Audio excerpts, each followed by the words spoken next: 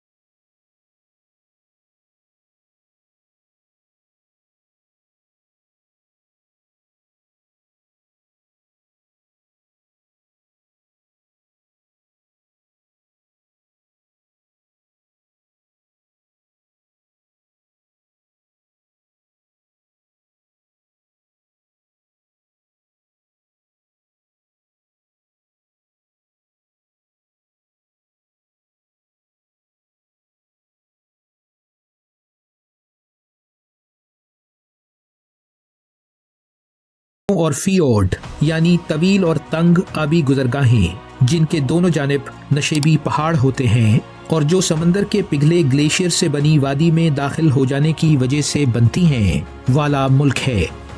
मकामी लोग सैमी कहलाते हैं, जो 10,000 बरसों से इन इलाकों में रह रहे हैं। सैमी अपने रंग बिरंगे लिबास और रेंडियर पालने की वजह से दुनिया भर में मशहूर हैं।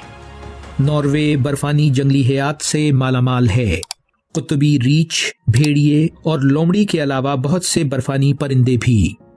यानियापा बोली विंटर ओलंपिक्स में सबसे ज्यादा गोल्ड मेडल जीतने वाला नॉर्वे 15 मील लंबी दुनिया की सबसे तवील सुरंग में बनी सड़क की वजह से भी मशहूर है।